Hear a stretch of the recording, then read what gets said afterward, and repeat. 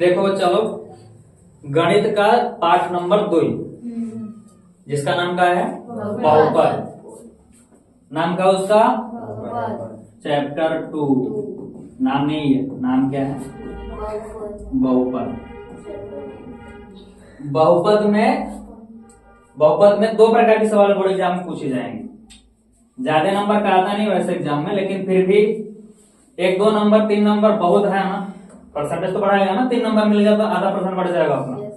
तो chapter number 2 बहुपद का है, और इस बहुपद का जो मानक रूप है, हम लोगों को द्विघात बहुपद से मतलब है। किस बहुपद से? द्विघात बहुपद से। इसे ही डिटेल में पढ़ना है।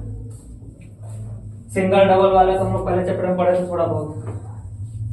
1 चर के समीकरण, 2 चर के समीकरण, चर घातांकी हम पढ़ ले, वहां पर ढेर सारे। लेकिन यहाँ पे आपको मेनली कौन सा पढ़ना है?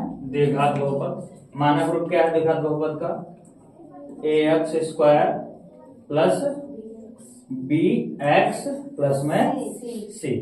ये द्विघात बहुपद का मानक रूप होता है, जिसका हमें शून्यक निकालना होता है। यहाँ पे क्या निकालना है? शून्यक। शून्यक बोले तो जिनका हम x में जिसका वैल्यू रख दें, x वाला वैल्यू, तो इस पूरे बहुपद का मान कितना हो जाए? 0। उसे क्या बोलते हैं हम लोग? शून्यक बोलते हैं।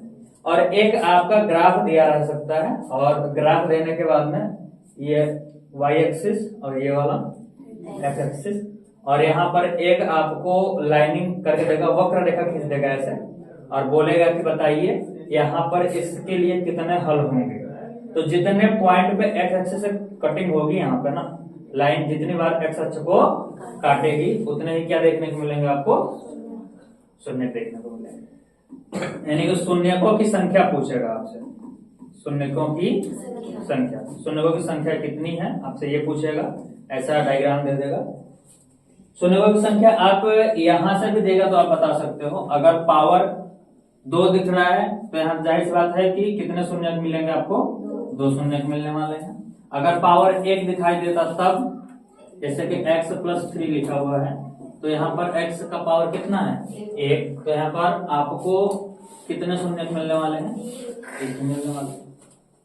तो शून्यकों की संख्या नॉर्मली हम कैसे पता कर सकते हैं? जितने जगह पर x अच्छा कटेगा उतने ही शून्यक देखने को आपको मिलेंगे। कभी कभी क्या होता है कि यहाँ पर एक लाइन आती है, इसको टच करके ऐसे वापस चली जाती है। तो एक पॉइंट पे ही तो टच कर रही है ना, तो अगर एक पॉइंट पर टच कर रही है तो यहाँ पर कितने आपको शून्यक देखने को मिलेंगे? 1 देखने को मिलेंगे। अगर इसे क्रॉस करके आगे की ओर चली जाए तो कितने हो जाएंगे? यहाँ पे 2 हो जाएंगे। क्या मेरी बात समझ में आ रही है? तो ऑब्जेक्टिव में आएगा ये शून्यकों की संख्या पता करने के लिए। इसमें ऑब्जेक्टिव में डायग्राम दे देगा, पूछेगा बताइए कितने हैं इसके शून्य। बता लोगे वहां से? पावर देख के ही बता सकते हो। जैसे कि हम लिखे यहाँ पे 3x³ माइनस 4x² प्लस में x, ऐसा कोई हम नंबर दे दिया आपको, और प्लस में 3 लिख दिया इधर। अब बताओ यहाँ पर कितने शून्यक होंगे? पावर 3 दिखा तो शून्य की संख्या कितनी होगी? 3 होगी। समझ आ रहा है ना ये? अब हम बात करते हैं कि जो द्विघात है आपका, द्विघात कौन सा है? ax² प्लस में bx प्लस में c। इसके 2 शून्यक कौन कौन से होंगे? 2 शून्यक बोले तो हम एक शून्यक को अल्फा मानेंगे, एक शून्यक को बीटा मानेंगे। यहाँ पे लिखेंगे माना शून्यक कौन है इसके? शून्यक अल्फा व बीटा है। अगर अल्फा व बीटा है तो यहाँ पे शून्यकों और इसके गुणांकों याद रखिएगा। x² का गुणांक कितना है यहाँ पे? a, और x का गुणांक कितना है? b, और ये आपका अचर पद है। ये कौन सा पद है आपका? अचर पद है। तो अचर पद ये भी है, गुणांक है तो क्या हुआ? अचर पद तो ये भी है ना। तो ये गुणांक नहीं है, अलग से अचर पद है। इन तीनों का अगर हम संबंध दिखाएंगे तो शून्यकों के साथ में इनका संबंध आता है। क्या संबंध आता है? अगर शून्यक निकालने के बाद हम शून्यकों को ऐड करें, अल्फा प्लस बीटा करें, तो इसके गुणांक माइनस b/a के बराबर में ये आएगा। और शून्यकों का अगर हम मल्टीप्लाई करें, अल्फा एंड बीटा करें, तो ये इसके गुणांक में c/a के बराबर में आएगा। तो ये चीज क्या है, शून्यकों का योग है, और ये क्या है आपका सेकंड वाला, शून्यकों का गुणनफल।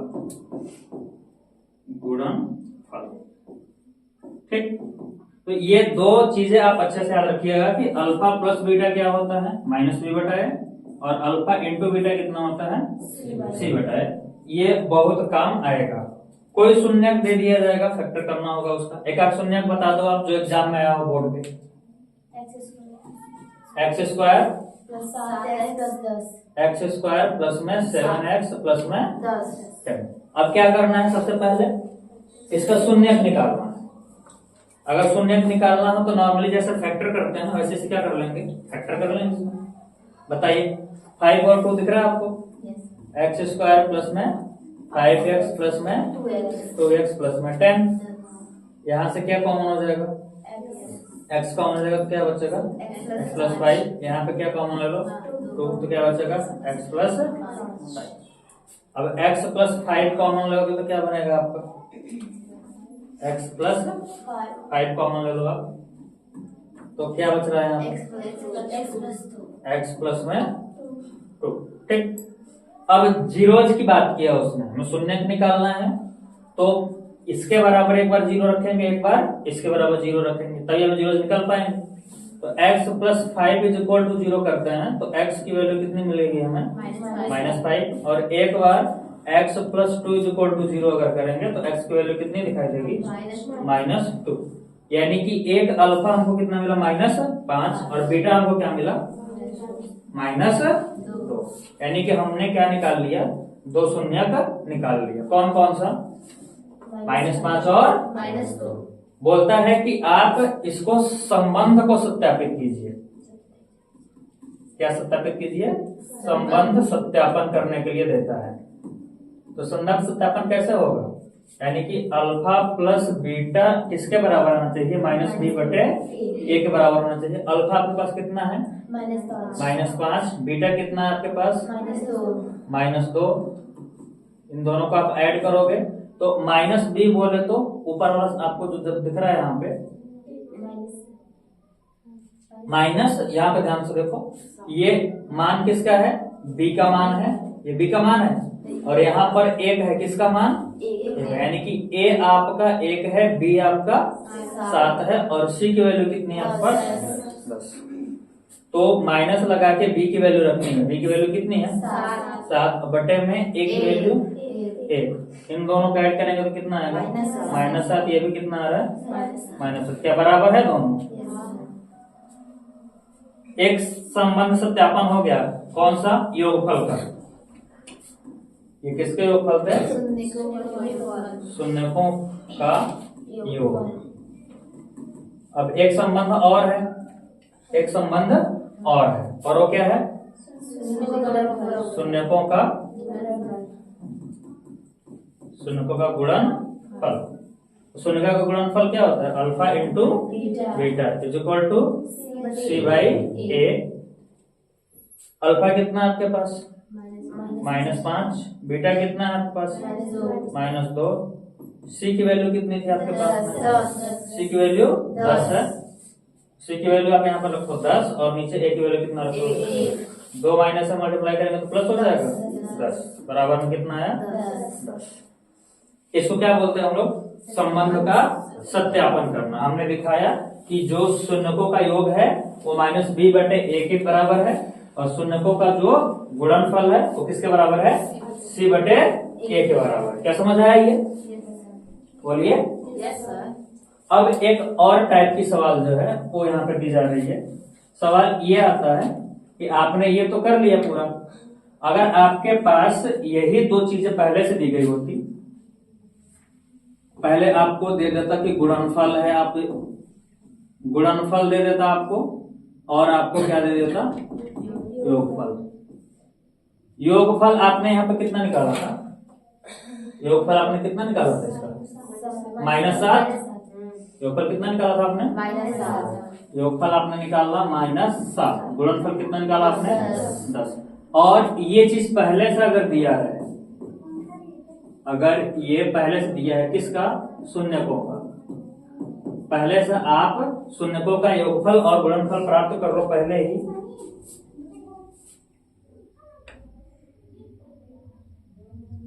हाँ, शून्यकों का योगफल और गुणनफल अगर पहले से आपको प्राप्त है और बोला कि आप बहुपद बताइए, क्या बताने के लिए बोल दिया, बहुपद बताइए।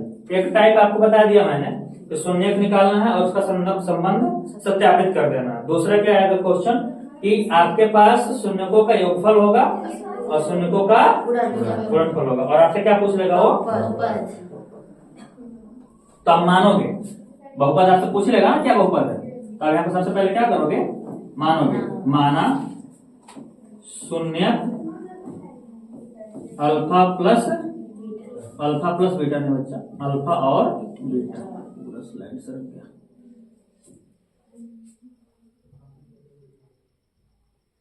शून्य कौन कौन से, अल्फा व बीटा है, शून्य अल्फा और बीटा है। तब अल्फा प्लस बीटा बराबर कितना होगा, इसका अल्फा प्लस बीटा योगफल का है ना, योगफल वाला इस्तेमाल करेंगे हम।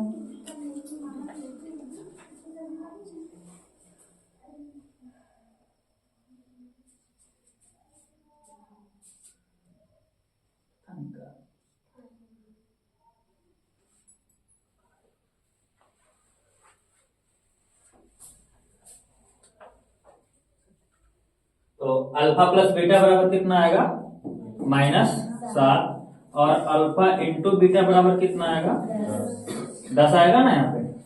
अब देखिए आपका जो मानक बहुपद होता है द्विघात वाला, द्विघात मानक बहुपद, द्विघात मानक बहुपद वो कितना होता है, ax² plus bx plus c। अगर इस प्रकार का है तो हम यहाँ को अच्छे से पता है कि a, b और c तीनों कैसे पद हैं, अचर पद हैं। आप अल्फा प्लस बीटा की जगह कौन सा काम करते हो, -b/a रखते हो, और आप अल्फा इंटू बीटा की जगह क्या रखते हो, c/a रखते हो ना। तो इनको चेंज करके आप क्या रखोगे, -7 बराबर में यहाँ पे अल्फा प्लस बीटा बोले तो -b/a, ऐसे ही 10 बराबर में कितना रखोगे आप, c/a। अब यहाँ पे मानने का कॉन्सेप्ट आएगा, यहाँ पे कौन सा कॉन्सेप्ट आएगा, मानने का। हम मानेंगे, माना, या फिर मानने से अच्छा है कि आप यदि करके लिख लो। यदि a बराबर 1, a बराबर कितना रखें हम, 1। देखो ध्यान से, a बराबर 1 यहाँ पर नीचे रखेंगे, एक बार यहाँ पर रखेंगे नीचे, तो कितना होगा, -b/1 बराबर में कितना, -7। तो यहाँ से b बराबर कितना आ गया, 7 आ जाएगा, आ जाएगा नहीं आ जाएगा। और नीचे वाले में c/में a की वैल्यू कितना रखेंगे, 1 बराबर में कितना आएगा, 10। तो c की वैल्यू कितनी आ जाएगी बच्चा, 10 आ जाएगी ना ये।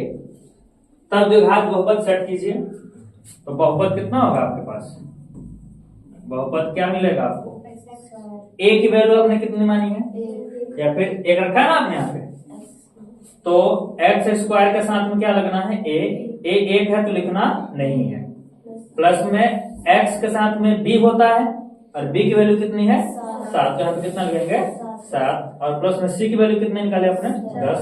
तो आपने क्या निकाल लिया, 10। तो ये आपको मिल जाएगा बहुपद। यानी कि जब आपको शून्यकों का गुणनफल दिया रहे और शून्यकों का योगफल दिया रहे, तो आप उसको इस प्रकार से मानोगे। पहले बहुपद में अल्फा बीटा मान करके जो भी आप संबंध रखते हो रखोगे, उसको मानने के बाद इस प्रकार से a की वैल्यू रखोगे, तब आपको b की भी मिल जाएगी और c की भी, फिर इसी में बहुपद में आप फिट कर दो। समझ आया क्या?